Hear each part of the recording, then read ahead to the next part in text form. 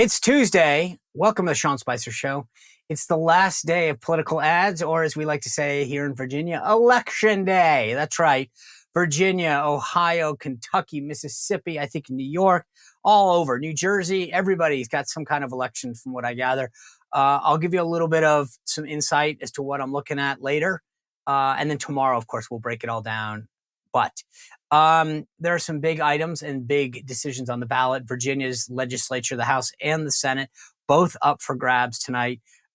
Mississippi, a governor's race. Kentucky, a closely watched governor's race. Ohio, abortion is on the ballot. A lot to break down. Ron Johnson is here. We got a lot to get through. Let's get into it.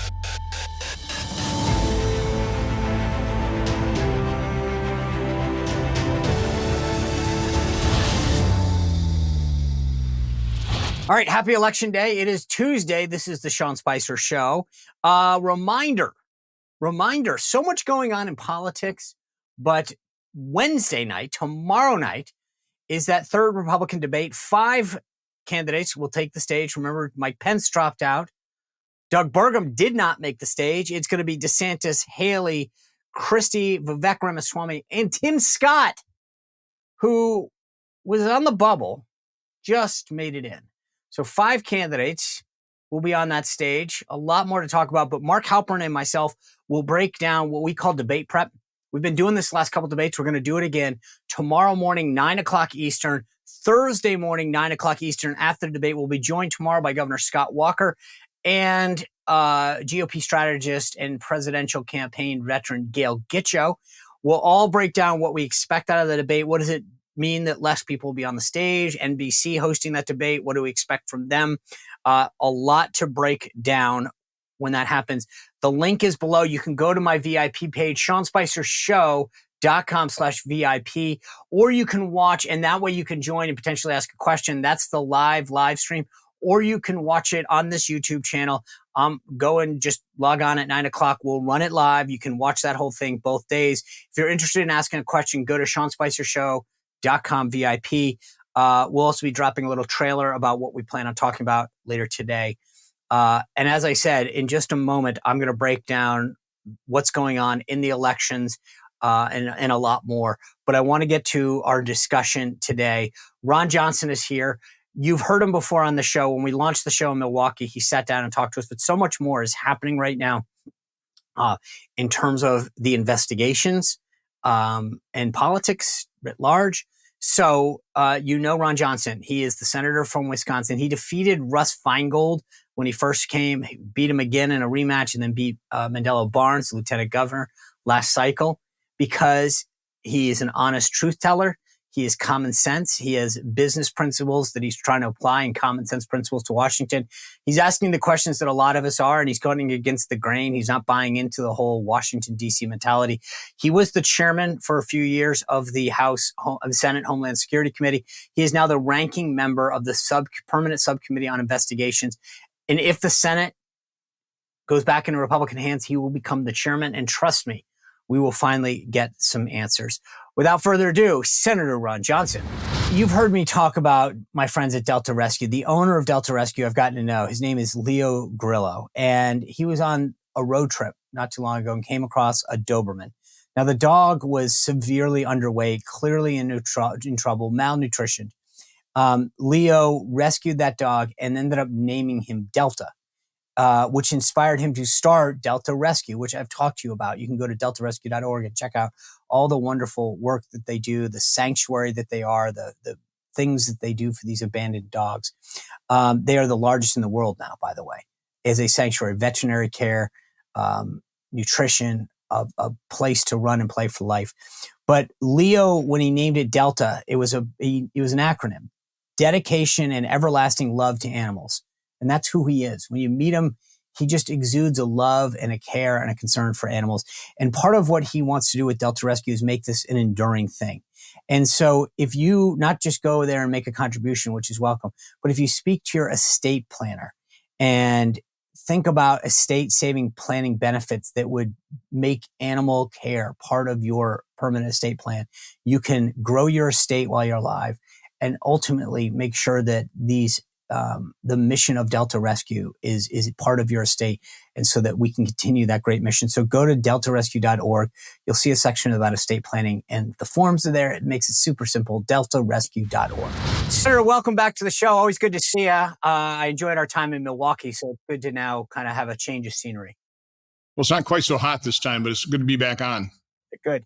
Hey, listen, it's interesting. The polling that came out over the weekend shows that President Trump leading President Biden in all these battleground states. The one that kind of caught my eye was Wisconsin. It's within the margin of error, so no big deal there. Why do you think, considering all the issues that are happening throughout the Midwest, that was the one state where President Trump isn't leading Biden outside the margin of error? Well, I haven't looked at the internal parts of the polls, but somebody who did look did say that one of the things that stuck out was the whole abortion issue in Wisconsin. Yeah. We're still using the 1849 law that was passed a year after we became a state. And what I recommended during my campaign was a one-time single issue referendum where we, the people, decide this. And we decide the profound moral question: at what point does society have the responsibility to protect life? So I would like my fellow Republicans in Wisconsin to embrace that concept and pushing for it. And I think, quite honestly, anybody who wants, President Trump, if he wants to win Wisconsin, I think should take a similar type of approach. Let people decide. I'm glad you brought this up because, I don't know that we'll agree on it, but I will say that the thing that's interesting is I'm sitting here in Virginia today. We have elections in Virginia.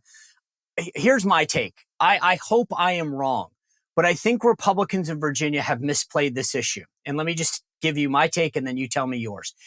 Republicans, every ad in Northern Virginia and probably throughout the Commonwealth is that MAGA extremists, fill in the name of Republican candidate, is so extreme that they're going to take a woman's right to choose away. Republicans' response is, we're going to agree upon a 15-week ban. Here's my take. Why are we playing defense on abortion when the former governor of Virginia, Ralph Northam, a doctor, said that we wait for the baby to come out, we then make it comfortable, and then we make a decision on what to do? That's on tape. That's an audio version of what he said on WTOP. And yet we're not asking Democrats about their extreme position. Republicans in Virginia are playing defense. How do we as Republicans writ large address this issue better? Well, again, as you pointed out, the extreme position on abortion is from the left. Right. They want to allow abortion right up to the moment of birth and possibly not take care of a baby once they're successfully born. That's the extreme position, which is why, because of Roe v. Wade, we pretty well delayed a real discussion, real debate about abortion for over 50 years. So we don't have an educated public. People really don't realize what a little baby looks like at 8 weeks and 12 weeks and 16 weeks, or even, I think even more important information, what an abortion looks like at 8, 12, and 16 weeks. If we provided the public that information so they were truly educated, my guess is most Americans would tend toward protecting life at a much earlier stage than even current polling suggests. So that's all I said. In a referendum, let we the people decide. As a Republican, as a pro-life individual, I'm willing to accept the decision of the electorate, but after a very well-crafted education campaign from both sides. I want to hear from both sides. And Sean, what we're going to do here in my office, I was hoping to hold public events where we bring people in, educate them, have doctors from both sides of the equation educate the public, and then have sample referendums. It's hard to find doctors who will do that. So we're going to do it as telephone town halls, and we'll certainly provide you the results of those polls. Yeah, see, this is exactly why I think how we need to address this. If most people understood when life began, and I've watched videos where people say, do you think that you should be able to abort a baby 24 days or 24 hours after they're born? And they say, absolutely not. That's murder. Okay, fine. 24 minutes before birth. No, that's no. 24 days. No. I think that once we can educate people on when there's viability, then that will change the dynamic because most people will support life. I just don't think that we're having that education process as part of the debate. We're picking a random number and no one understands what it means. 15 weeks? How is that different than 20, 26? I think we as a party need to do a better job of having a more education-based debate and discussion with people so they understand what it means to support life. By the way, my idea for referendum really sprang from a few years after Roe v. Wade was decided. I was down in the Museum of Science and Industry in Chicago, and they have a display. I always called it babies in a jar. And it literally had, from an egg all the way to the full-term baby, every week of gestation. And I thought at that moment, well, here's a way to decide this public debate. Take a long-term study, ask people that question. At what point should we start protecting life? My guess would be a lot closer to conception than what even people are talking today if they really took a look at this is what a baby looks like at this stage. And like I said, what an abortion looks like at each stage as well. I agree. All right. Well, see, I just think that me and you need to run the world, and it'll be so much easier. I'll let you be president if I can be vice president. I like sort of having that house. I'll be my comms director. No, I don't want that. I've had that job. I do want to switch gears to talk a little bit about Senate business. Let's talk about the funding stuff first.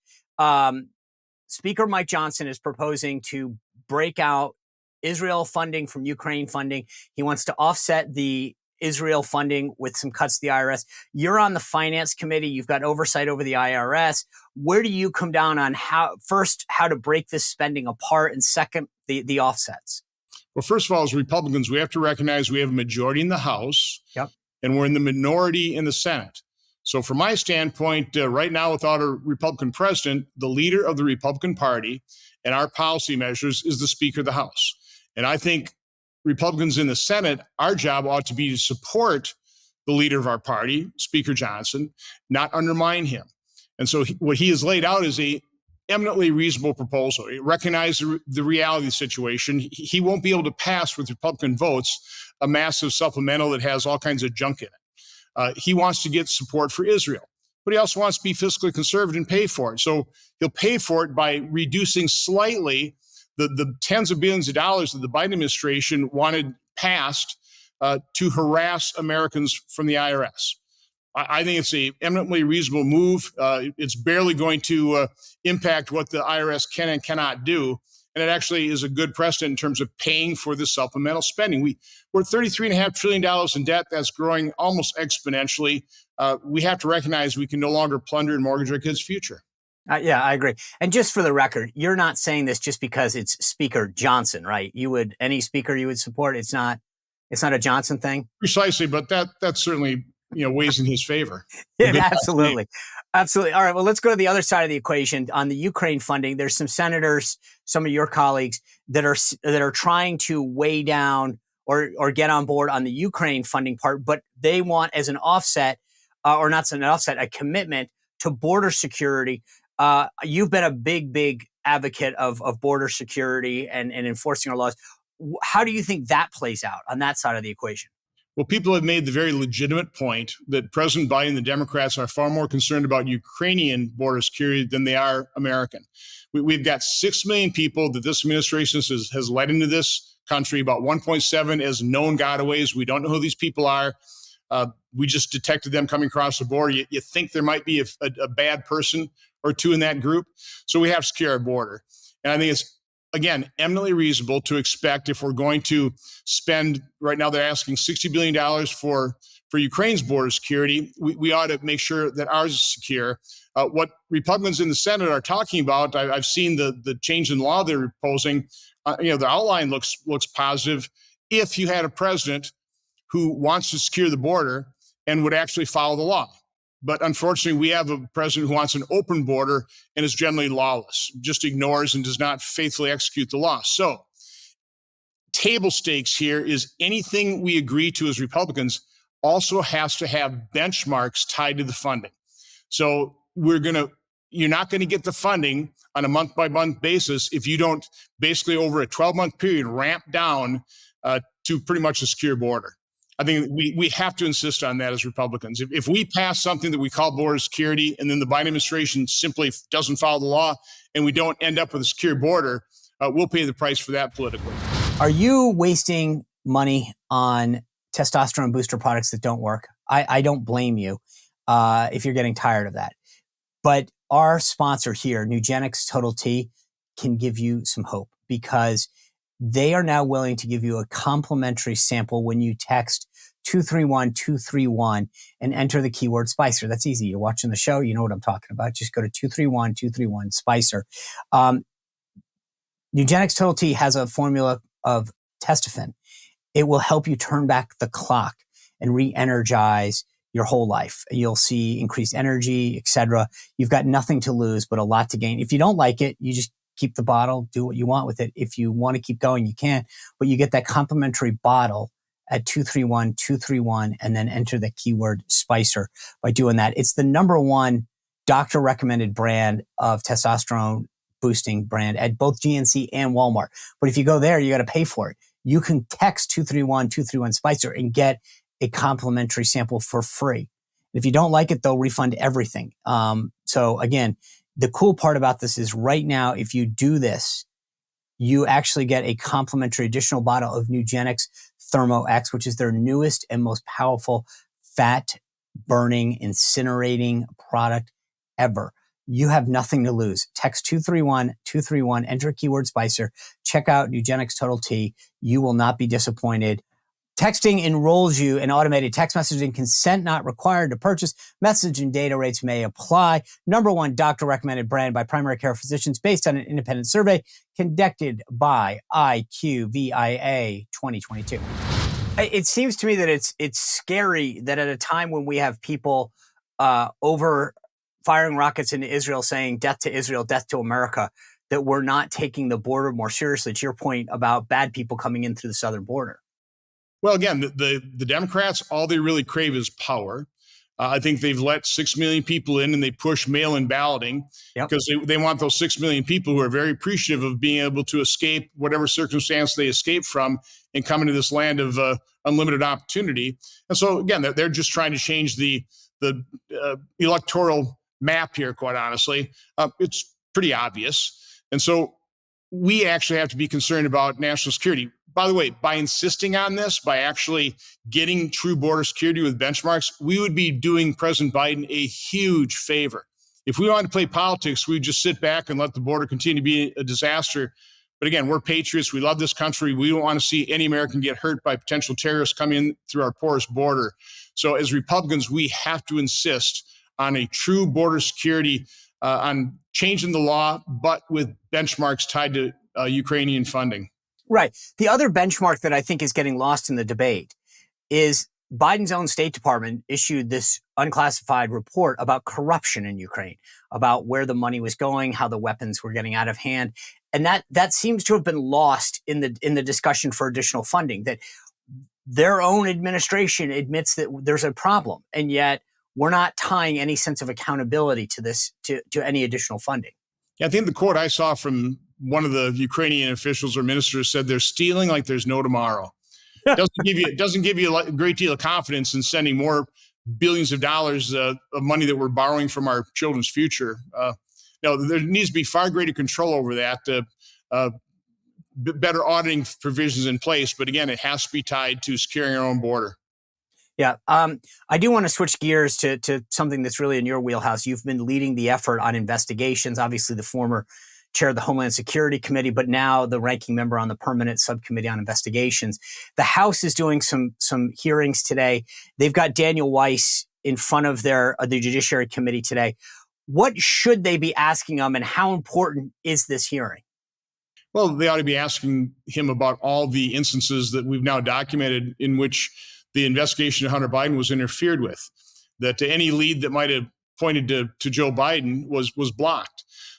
Senator Grassley has a whistleblower into his office that the letter he wrote to Christopher Wray and Merrick Garland is not getting anywhere near the attention it ought to be getting. This whistleblower alleges that the FBI had 40 confidential human sources that had derogatory information on the Bidens. We know because Senator Grassley and I both got an unsolicited briefing from the Foreign Influence Task Force, basically interfering in our election, saying that we were targets of Russian disinformation. Basically, this task force was what my staff calls a catch and kill operation. Find out where derogatory information from on the Bidens was, and then go label it Russian disinformation and basically shut down any further investigation into it. I mean, this indicates massive corruption at the highest levels of federal law enforcement. but it's just what we've been seeing. You go back to James Comey's exoneration of Hillary Clinton, her email scandal, and that cast of characters that edited his exoneration email. That was the same cast of characters that were in charge of the Crossfire hurricane operation, based on the Steele dossier, that the FBI knew what primary subsource was somebody they were investigating as a Russian spy. And yet they used that to get FISA warrants. They used that to set up the Mueller special counsel. You fast forward to when the FBI picked up the Hunter Biden laptop from Mr. McIsaac and basically on the way out warned him, it's our experience, people don't talk about these things, don't get in trouble. That was their first pre-sabotaging in case the laptop ever became public. And it just followed all the way through 2020, including that unsolicited briefing to Senator Grassley and I. So this is obvious corruption. It's partisan actions taken by partisan actors inside these federal agencies. It needs to be exposed. But, and maybe even greater scandal is the biased media that refuses to hold both sides equally accountable. We wouldn't have this level of corruption in federal agencies if we had a news media that actually was a watchdog, as I said, nonpartisan, holding both sides equally accountable.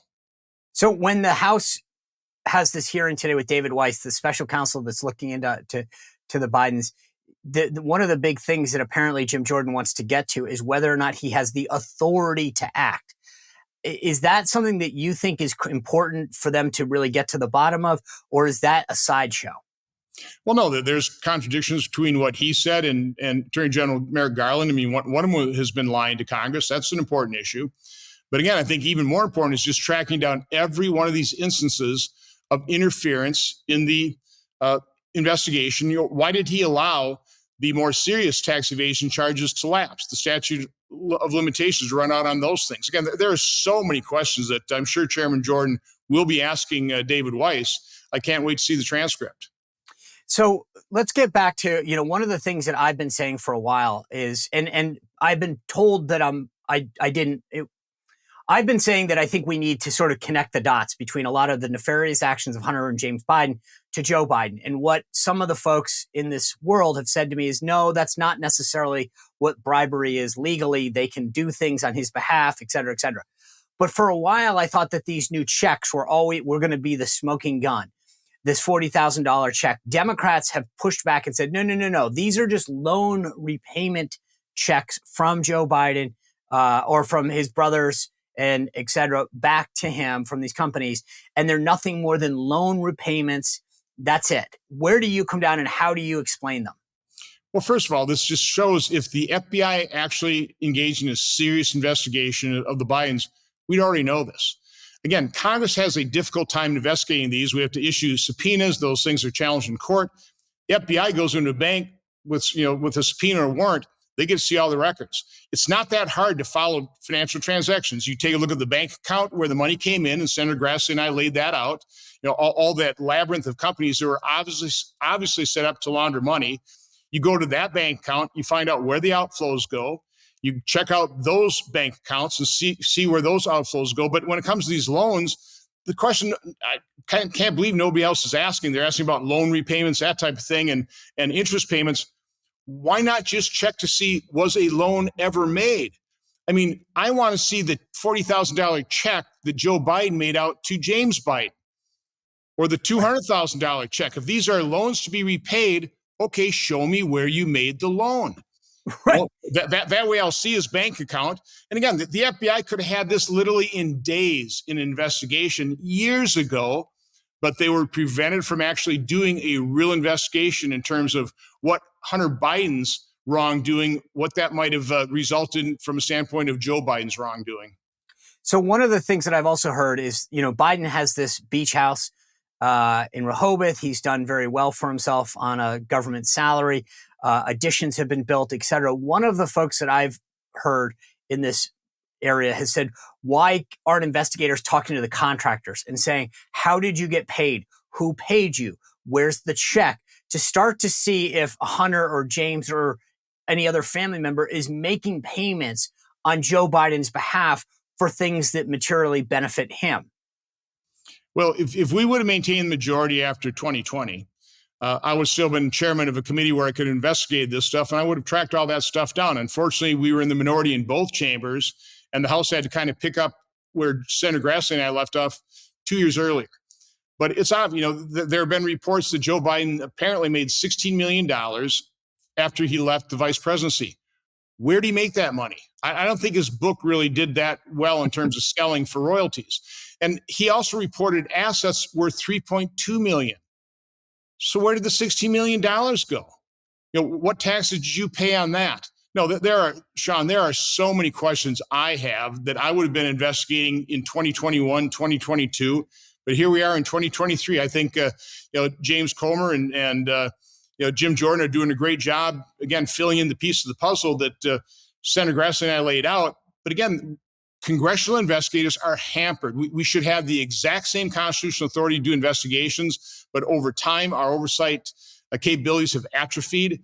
We haven't done the enforcement, for example, using the sergeant of arms, hauling people in when they're in contempt of Congress. So as a result, administrations just give us the middle finger. But so that's the nut, the big nut, right? Are we ever going to find out any of this, or is it that Joe Biden will lose or move on and we'll never know? How will we ever know what really happened? Or do you think that Jim Jordan and James Comer have the tools necessary or some way to get to the bottom of this? Well, again, I think they are, but it does take time. Senator Grassley and I did not have the support of our conference or of our committees to actually issue subpoenas on this. It was viewed as way too political back in 2020. That's not hampering the House, but they still have to go through the investigatory steps. They have to build the case to justify the subpoena. So they're doing this step by step. I know it's painstaking. I know it's frustrating for the public to see this, but they've got to build the case brick by brick, and they're doing it. And that's why now James Comer is saying he's going to be issuing a flurry of subpoenas because now he knows what he needs to subpoena. Well, he says he's going to subpoena potentially both Biden's brother, James, and Hunter Biden. Is that a good step? Meaning, look, here's the way I look at this from an impeachment, et cetera, standpoint. If you don't have the public on board, that in a way that they can digest and understand this, then we will maybe go through the motions, but we'll lose the political argument, right? And the question is it the right thing to do to be calling these individuals, knowing what we know in terms of how they're going to act and how they're going to answer? Yes, at this time? Again, I didn't have subpoena power in 2020, so we invited all these Bidens and their business association for voluntary interviews. Of course, they declined. Had I maintained a chairmanship, we would already have these bank records. Again, I'm not second guessing what James Comer is doing. It takes time. You got to build the case, but he's absolutely on the right track here. I think we'll get these bank records. I think it'll show more and more corruption on the part of the Biden family. And I think it will definitely include Joe. I mean, $40,000 just happens to be 10% of $400,000 payment. That's for the big guy. I mean, I think this is all pretty obvious. In these crazy times, the economy, the interest rates going nuts, you're probably looking to figure out ways to secure your financial future. And so I would tell you the smartest thing you can do is head over and talk to my friends at Bishop Gold Group. I've known these guys for a while. I trust them. They are America's premier precious metals company.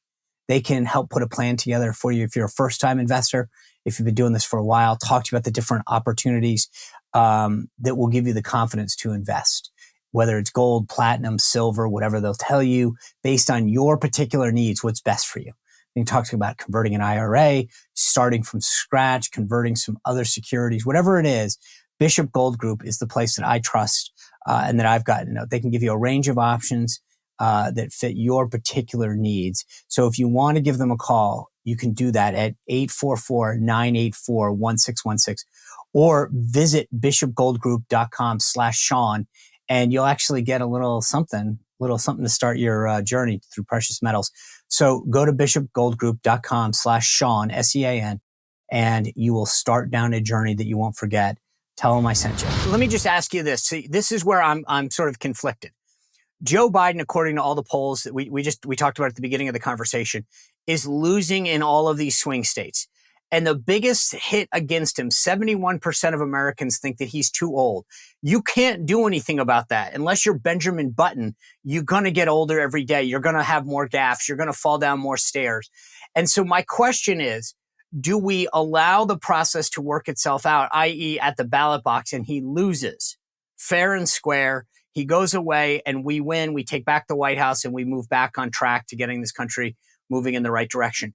Or do we go through this process that might give Democrats a reason to unite around something and message against us? Well, first of all, we have to get to the truth. That's the right thing to do. That's what Jordan and Comer are doing. We have to do that, okay? And I support their efforts, and it'll probably lead to impeachment. Regardless of how it occurs, I seriously doubt that Joe Biden will be their presidential candidate. Really? I mean, Democrats crave power way too much. He's done such an awful job as president. But it's important to point out, it's not just the Biden administration. This is Democrat governance. So the public can't let the Democrats skate from their awful policies by just letting them throw Biden over the rail. But that's what they're going to do. I really do not think we're going to see a rematch between Trump versus Biden. If it's Trump, it's going to be against somebody else. And so I think we ought to be looking at those polls. You know, how does former President Trump stack up against a generic Democrat? Because I think that's what he's going to be facing.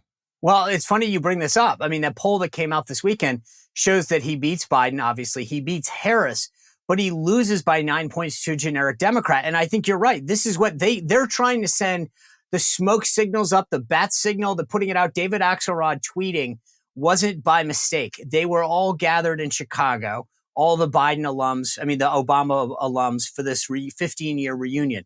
They knew that no one would do that unless you were really trying to send a strong signal. So I think you're on to something, right? The question is, from a process standpoint, and this is something that I've really tried to talk about on the show, is that how does it then happen? And I think that's going to be the million-dollar question, because Kamala Harris, if Joe Biden gives up power, he wants to hand it to the first black woman. My whole theory was that he always thought that he'd win re-election, quote unquote, and then step down and make her the first black woman. I don't think that can happen anymore. The question now becomes, if she's not viable, she's not just going to roll over and say, okay, Gavin Newsom, you're a white dude from California, it's yours. Who do the Dems turn to? Yeah, I think they have a fight during the convention, and they probably lead the convention unified in somebody that will continue to keep them in power. Again, if you had to guess, who do you think that was? What unifies Democrats is they crave power. Right. And they don't care. If you had to guess, though, it. Who would you guess? Give me, I mean, I got to believe right now that Gavin... Whoever will be polling the highest is who they'll select. The thing that's so funny is, considering I have always said that I thought Pete Buttigieg was their guy, right? Because Buttigieg is, quote, in the eyes, and I'm just saying in terms of the Democrats that I talk to, they think he is reasonable, articulate. He's a veteran of Afghanistan, so he fits the bill, and he's gay, so he has enough of the progressive card checked. Whereas Gavin Newsom is a good-looking white dude from California that's heterosexual. And that's where I think that's the flaw there, is they would rather have Gavin Newsom campaigning, but they know that goes against all of the progressive vibes that are there. Sean, it'll be whoever is polling the best and has the best chance of beating whoever the Republican candidate is. That's who they'll select. Yeah. Before we go, I want to talk to you a little bit about what's going on in America on these college campuses. I keep telling people I'm shocked, and then people say, I can't believe you're shocked, about where the Democratic Party is right now in terms of its support for Hamas. And the idea that these kids, that these demonstrations are happening in cities, that they're defacing monuments and vandalizing. It's like BLM all over again. But the people that they're supporting are killing people that they normally support, women and children. The people that they're supporting don't support liberal progressive causes, right? So they're out there campaigning and protesting on the side of people that are antithetical to causes that they support. And maybe that's where I'm just trying to apply logic to an illogical thing. Well, no, it makes perfect sense what's happened. I hope Americans' eyes are being opened to what has been happening on our campuses for decades. So the masterstroke of the left was when they took over our university systems in the 60s during the Vietnam War protests. You know, administrations capitulated, the radical left came in. So now they've had control of our university systems for decades. They control College of Education, journalism. They're graduating fewer teachers and more indoctrinators, which is what critical race theory is all about, the whole issue of transgenderism. They graduate advocates for the left, not journalists, so they can control our culture. And it's being revealed now in these protests that, you know, they're disturbing. They're more than disturbing. I guess I'm not shocked by it at all. It was very predictable what was probably going to be happening here. And again, that is why the left is so successful. They have not only infiltrated our university system, they've infiltrated every institution of this country. Right. You look at the partisan actors in our federal agencies, whether we're talking about healthcare agencies, we're talking about the FBI, DOJ, the intelligence agencies. I mean, you have leftist partisan actors infiltrated through all these agencies. And you were in the Trump administration. Was President Trump ever able to get control of these agencies? I would argue not. I think the agencies were undermining him whenever they possibly could. So last question for you. Right now, the way my math works, West Virginia is a Republican pickup. I think Ohio's a Republican pickup with the Sherrod Brown seat. I think we've got a few others. Montana, that tester seat, go Republicans' way. And then you've got Arizona, Pennsylvania on the potential list. Obviously, Wisconsin's got a race. But I think that you end up back in the majority again. Knowing what you just described just now, meaning that what we have seen with how these federal government agencies operate, et cetera, what changes do you want to make? And what are your priorities going to be if we get back in the majority? Well, all you have to do is really look at all the oversight letters I've been writing as chairman of this committee. And I'm laying the foundation for future investigations, future hearings if I become chairman of the Permanent Subcommittee investigation, where I'll have stronger subpoena authority than I had as chairman of the full committee. So you can pretty well, if you don't have to guess where my actions are going to go. I'm going to take a look at the corruption, the capture, for example, by big pharma of our federal health agencies, and how that undermined COVID policies and resulted in the mandates that were an assault on our freedom. Certainly I'll be looking into and building off now what Jim Jordan has done in terms of weaponization of the federal government. Listen, I've got a personal stake in that. I was a target of their operation. I want to get to the bottom of that. So there's, as I said, I'll be a mosquito in a nudist colony. It'll be a target-rich environment. Oh, that's a great way to end it. Senator Ron Johnson, always appreciate you being with us and sharing your insight. Thank you. Have a great day. That was a really interesting conversation with Ron Johnson. We have a lot of politicians on the show, as you know. Ron Johnson doesn't mince words. He gets to the bottom of things. He applies and brings a common sense mentality to Washington, which is so needed. He does not always make the most friends because people don't like that. They want to go along to get along. They want to go on their trips and get their appropriation bills. Ron Johnson wants to get things done. He wants to get to the bottom of things. He wants to make Washington operate better. And that's not how most politicians operate. And we should appreciate a guy like him. And I'm so glad that he comes on the show. Anyway, I said at the beginning that this is election day. And I'll tell you a couple of things that I'm watching. So there are elections throughout the country. We'll break down some of the things tomorrow. There are some county executive races in New York, legislative races in New Jersey. I don't think we expect anything crazy out of them. Some ballot questions in Maine. But they're big ones. So Mississippi, Governor Tate Reeves is up for re-election.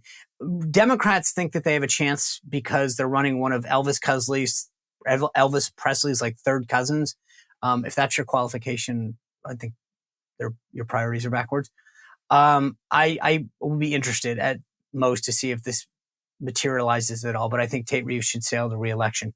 In Kentucky, Governor Beshear, Democrat, is up for re-election.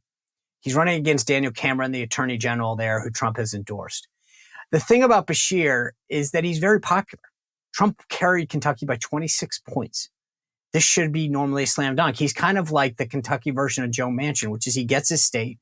He does a good job. There's not a huge amount of complaining there. Obviously, I think most conservatives would rather have a Republican, but he's done a good job. And I say that objectively. And so this is going to be a tight race. Cameron has closed the gap at the end. We'll see if it was enough. So I'll be keeping an eye on that as well.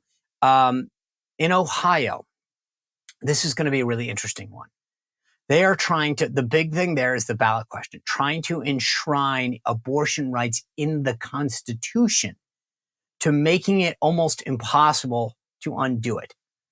It's a little tricky because there was a vote in August that tried to change the threshold that failed. So now you only need 50%. You did need 60%. They wanted to raise the threshold. And that failed. So if they get 50% today, it becomes enshrined in the Constitution.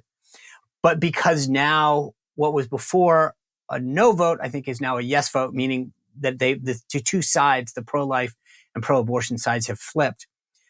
It's a little confusing for some of the folks to figure out which are they yeses now that they were no's. They fully expect this to pass. How much it passes by is going to be the big question. The 57% supported rejected the claim of increasing it to 60% in August. So they kept it down at 50% to make the change. We'll see how much this passes. That was supposed to be a proxy vote for this. It'll be interesting. Lots of money's getting spent. The pro-abortion side has spent a ton of money. Anyway, back home, local here in Virginia, I've told you before, the Democrats control the state Senate 52-48, and Republicans have a 2-seat majority in the House of Delegates. Everything is on the line here because Governor Glenn Youngkin, if he can hold the House of Delegates and take the Senate and act a conservative majority and all the policies that go with it, it's going to be tight. I hope I'm wrong, but I'm telling you, I have not seen a lot of positive messaging. When I say positive, effective messaging from the Republican side, it has not been good. I wrote an op-ed. I told you about this. I hope I'm wrong. But every single Democrat, when you turn on the television here in Virginia, their ads are cookie cutter. The same ad. MAGA extremist, fill in the candidate name, I said this to Ron Johnson, wants to take away the right to abortion. They'll be the deciding vote. They're always the deciding vote. It's amazing. You see all these same ads from like 10 different candidates, and each one of them is the deciding vote. And Republicans' pushback is, we support a 15-week ban. Why are we on defense? The governor, the former Democratic governor who's a doctor in Virginia, said on radio, on an audio clip that is available for anybody, we wait for the baby to come out, we make it comfortable, and then we make a decision. That is called murder. And that's the Democratic position. Abortion up to and through birth. And yet Republicans, instead of putting Democrats on defense and making them defend that extreme position, have said, no, let's just coalesce around, we're not as extreme as they claim we are. We're going to support 15 weeks. There is not a single Democrat in the Commonwealth of Virginia that's on defense. Not a single one. I hope I'm wrong. I hope Republicans take back the state Senate and hold the House of Delegates. But I'm not optimistic as we head forward. I cast my vote a few days ago. I know there's a lot of excitement here in Northern Virginia, but this is not, it'll be interesting to see where in some of these key races what happens. In other news, as I mentioned, that debate is Wednesday night. We'll be having debate prep. You saw the link. Hopefully you can sign up. Trump is going to counter program the debate as he's been doing. My former deputy press secretary, Sarah Huckabee Sanders, who is now the governor of Arkansas, is set to endorse him that night. He will obviously do a good job of counter program and taking the oxygen out of the sails there. Interestingly, we talked about this. He was up in court yesterday. Alina Habba, his attorney, man, she is a pit bull. She came out blasting the judge, the AG, Letitia James. Why exactly am I being paid as an attorney, and why exactly are taxpayer dollars being used in this courtroom? The answer is very clear. Because Miss James wants to stand right here like she did this morning and call my client a liar, call the company fraudulent, and make a name for herself. She said this morning that the numbers don't lie, and they won't lie in this case. Well, Miss James, I have a message for you. The numbers didn't lie when you ran for governor, and that's why you dropped out. I was on radio earlier talking about this with some hosts. This is political. So tell me that everything that's happening in New York and New York City, you're going after a year's old evaluation where no one's harmed. Remember that. No one is harmed. The banks got their money back on these loans. People are employed. They're all paying their taxes. Who's the victim here? And everything else going on in New York, and this is what you're spending tax dollars going after Trump for this? Give me a break. Tell me that this is not a political case. And the Attorney General, Letitia James, literally campaigned saying, I'm going to get Trump. And then they say Mar-a-Lago's worth 18 million bucks. Are you nuts? I was just down there last week. I'll take a slice of it for 18 million bucks. I mean, it's just so silly on its face. And his attorney, Alina Habba, came out. What a bulldog. Because this really is, it's not a criminal case. This is a public political case. And this is Trump making sure that everybody knows what's happening. Tomorrow, we will have a full breakdown of what happened in the elections. We'll be talking about getting ready for the debate. We'll talk about the Trump cases. So a big show in store for you tomorrow. Make sure you subscribe and click that notification button. If you're on Apple Podcasts, or if you can go there, please not only subscribe, give us a 5-star review so you get all those notifications. You can, as I said earlier, you can join my community, SeanSpicerShow.com/VIP to be part of the discussion. I have Q&As every week. I'd love you to be part of them. And you can always text me and ask questions at 571-441-4991. Thanks for being part of the show. Big show in store for you tomorrow. So we'll see you right back here on The Sean Spicer Show. Well, if you enjoyed this content, make sure to like this video, subscribe, and click the notification bell to get more.